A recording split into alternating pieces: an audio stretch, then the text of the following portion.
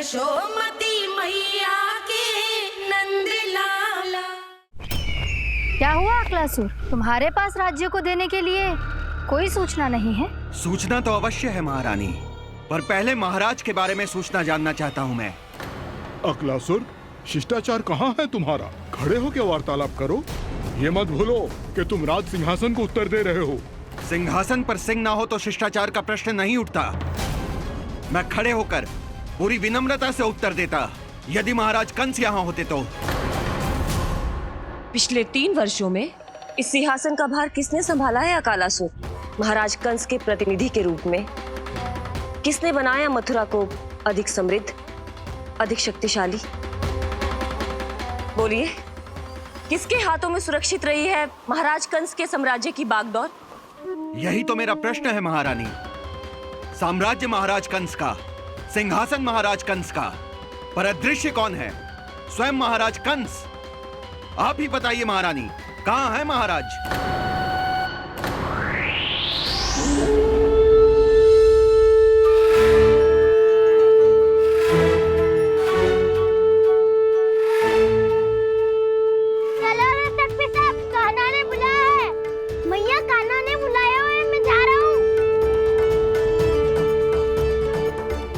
अपना ध्यान रखना गोमाता, मुझे कान्हा ने बुलाया है।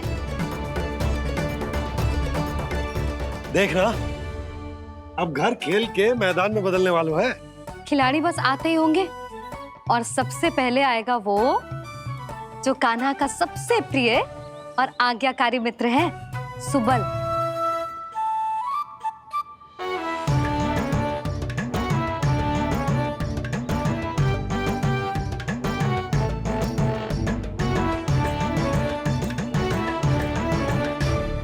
नारायण नारायण, कान्हा ने बुलायो, मैं दौड़ा चलायो। तू तो पहले से ही फल खा रहा है। अब जो मैं इतने सारे व्यंजन बना रही हूँ उसके लिए तो तेरे पेट में स्थान ही ना बचेगी। मैं बचा लूंगा काकी, ये तो अभी समाप्त कर ही दूंगा, फिर जब बनाएगी वो भी खा लूंगा। ना कहकर अन्न का अपमान थोड़ी ना करूंगा मैं। अब दूसरा आएगा वो जिसका बड़बोला व्यवहार पूरे गोकुल को पता है, कान्हा का सबसे पहला मित्र, सुमति का लल्ला उज्जवल।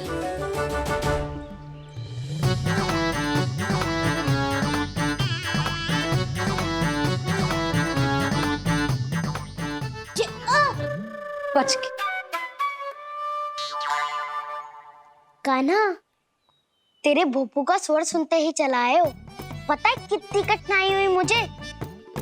शीघ्रता के चक्कर में गिरते गिरते बचो और फिर भी भागते दौड़ते सबसे पहले पहुंचो यहाँ। पर सबसे पहले तो सुबल पहुंचो है।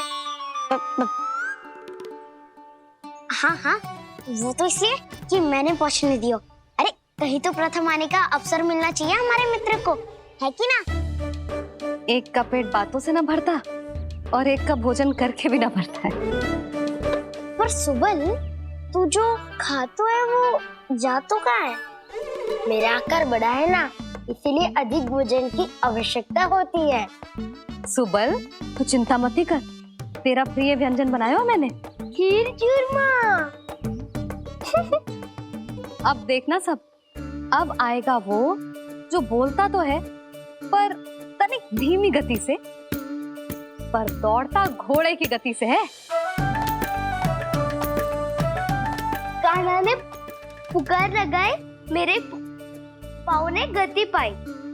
भाई वाह यशोदा, तुम्हें तो सब पता है किसका व्यवहार कैसो है, किसे कौन सो व्यंजन पसंद है।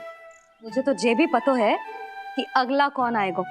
अच्छा, तो बताओ कौन? अब आएगो गोकुल का सबसे बड़ा सत्यवादी, पूर्णा मौसी का पोता मधुमंगल।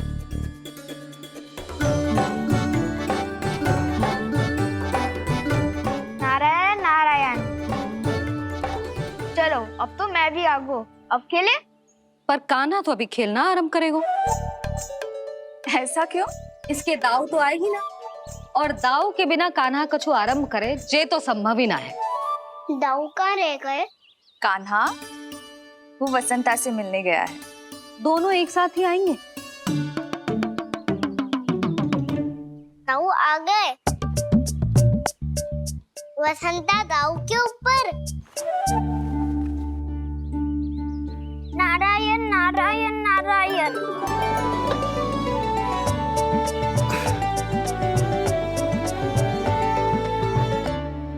बलराम, बसंता को कंधे पे उठाने की क्या आवश्यकता थी?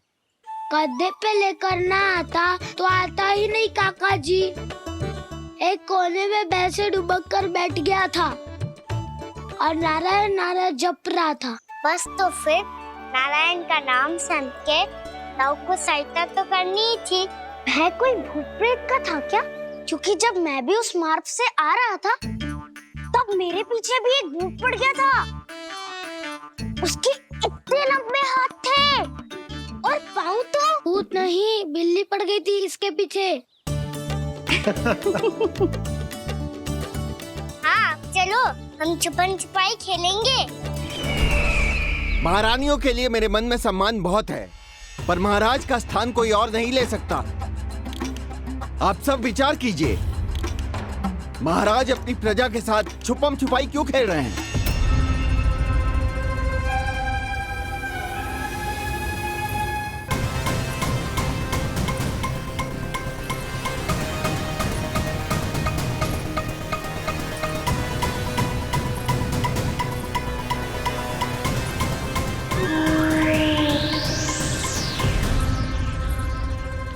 तुमने कहा था नए अस्त्र शस्त्र आ चुके हैं, दिखाओ। जी लाओ।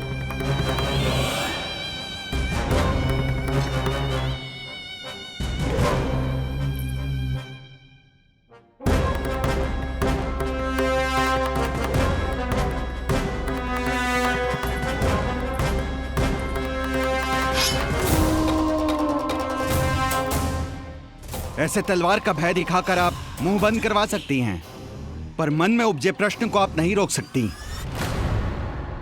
महारानी, अकलासुर का प्रश्न उचित ही है।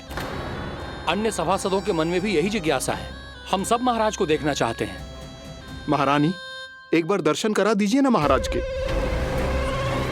कहीं प्राप्ति को क्रोध आ गया तो इनकी जिज्ञासा प्राणों की आहुति ले लेगी। तो क्या चाहते हैं आप सब?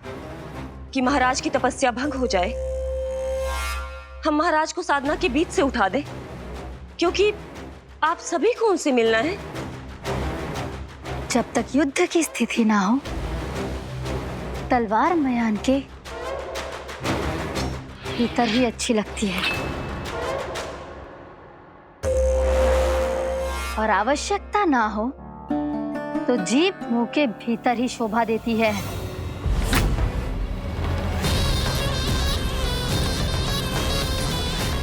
आप सभी को अपने महाराज से भेंट करने का पूरा अधिकार है।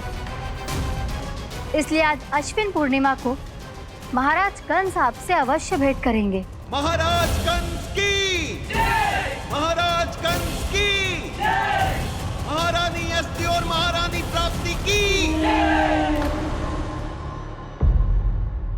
अकालासुर, आना मत भूलना। चलो अब हम भी अपना कार्य आरंभ करते हैं। हाँ चिट्ठी, चलो।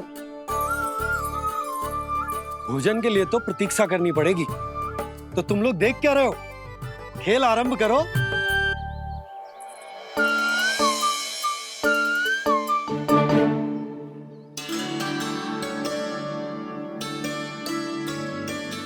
बोलो ना, कौन लगो पहली दाव? ठीक है। सदैव मेरे लल्ला को ही पहला दाव दे देते हैं और मेरा भोला भाला कान्हा मान भी लेते। बालकों को जैसे आनंद आए खेलने दो उन्हें। पर कभी तो मेरे लल्ला को भी छुपने का अवसर मिलना चाहिए। बहुत प्रवीण है छुपने में, मुझसे अधिक कौन समझेगा? कान्हा छल मत कर, नहीं तो फिर से दाव लेनी पड़ेगी। एक दाव लेने वाली की आंखें अनेक।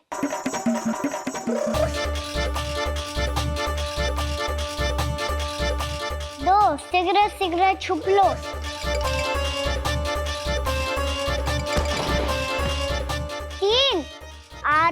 बजाते हुए बीन। 4 सब हो गए ना तैयार। 5 अब देखो कान्हा का नाच।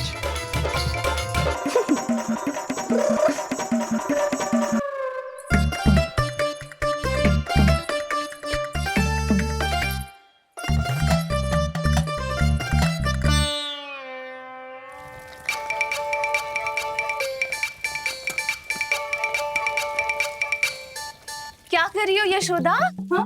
ध्यान कहाँ है तुम्हारा? यही है, यही तो है जीजी। चल अधिक गिर गए हो ना, और आटा डाल देती हूँ। सारे बालक पेट भर के पूरियां खाएंगे। जो सेम छुपने पर पारंगत है, उससे कितनी देर छुपेंगे ये सब?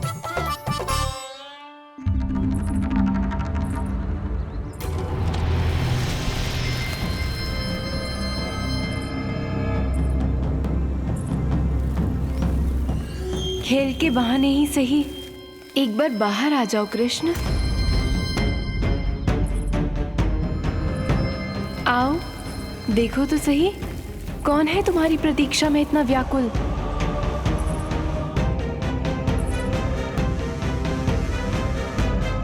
कान्हा, बाहर सबको छुपने से मना किया है मैंने। बाहर कोई ना छुपो है।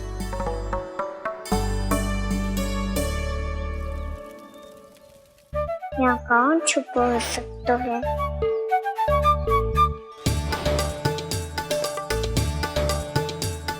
मुझे पता है, भोजन बनते ही सबसे पहले कौन आएगा खाने? सुबल। द्वार के पीछे सुबल छुपा है।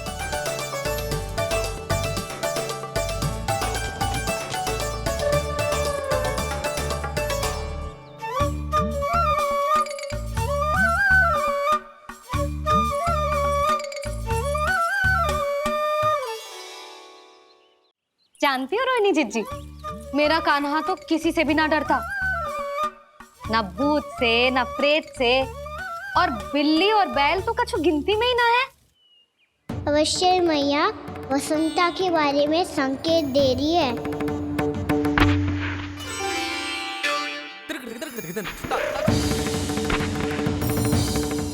वसंता, तू बोरे में छुपो है ना? चल बाहर आ जा।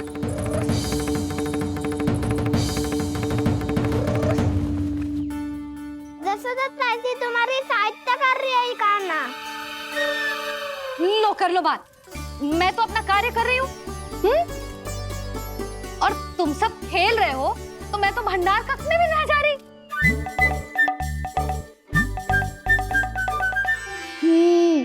भंडार कक्ष में कोई चुप है?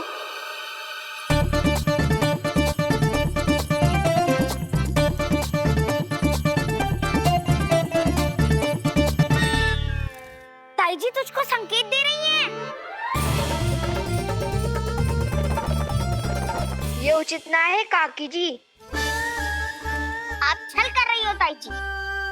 छल छल छल छल छल छल। अच्छा जी, मैं और छल, ये तो संभव ही ना है। आपने संकेत दियो है कान्हा को। खेल में इसकी सहायता करके छल क्यों है आपने? अच्छा, छल मैं करती हूँ? छल तो तुम सब करते हो मेरे लल्ला के साथ, उसे पहला दाव देके। ये अनुचित है ताई जी। ताई जी ने छल किया, ताई जी ने छल किया, ताई जी ने छल किया, ताई जी ने छल किया। मेरी मैया ने कोई छल ना किया।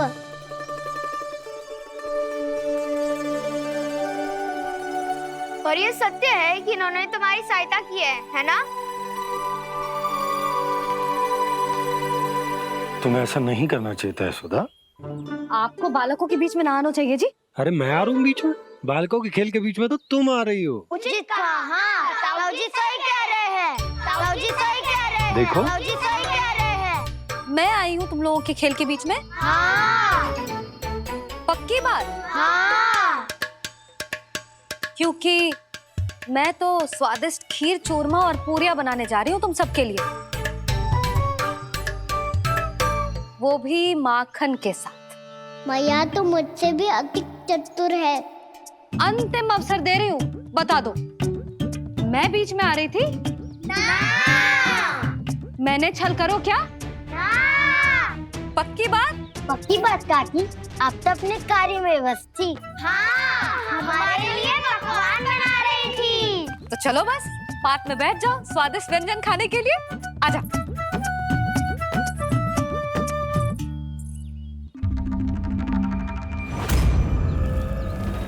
एक बार तो बाहर आओ कृष्ण, अपनी पीड़ा तुम्हें देनी है मुझे और तुमसे लेना है सुख। अपनी एकमात्र इच्छा पूरी करने का सुख।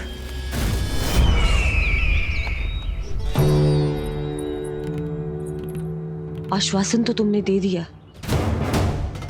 किंतु इस दशा में कैसे मिलाओगी इन्हें सभासदों से? यदि वो सभी शीघ्र ही महाराज से नहीं मिले तो इन्हें मृत मानकर विद्रोह कर देंगे सब।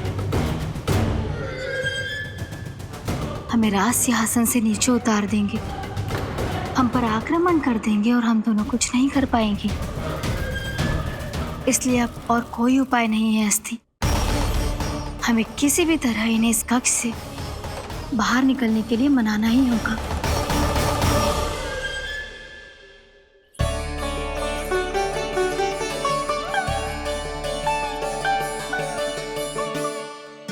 बलराम, कान्हा कहाँ है? मुझे ना पता काकी। यशोदा, होगा यही कहीं। देखना खीर चूरमा की गंध से कैसे अब भी दौड़ा चला आएगा। छे तो है पर गयो कहाँ? जीजी, आप इन सबको भोजन कराओ ना, मैं उसे ढूंढ के लाती हूँ। आ जाओ, आओ और पास आओ कृष्ण, आ जाओ। आओ कृष्ण, आओ, आ जाओ।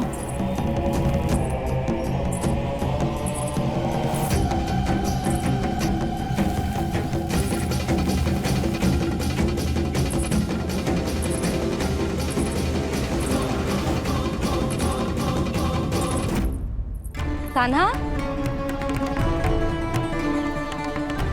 कान्हा,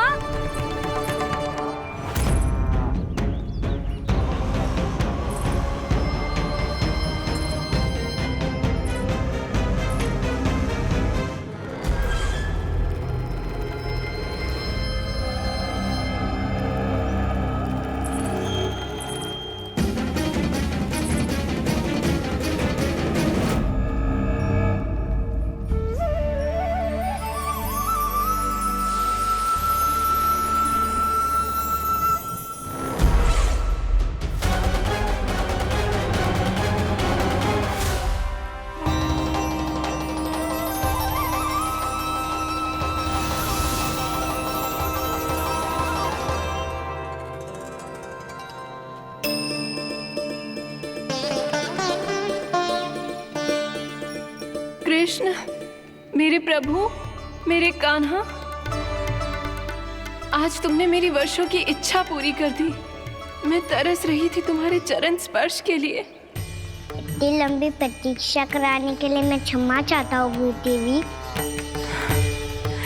बताइए मैं ऐसा क्या करूँ जिससे इस फिल्म का प्रायश्चित हो पाए? जो चाहिए था वो तो आपने पहले ही दे दिया प्रभु।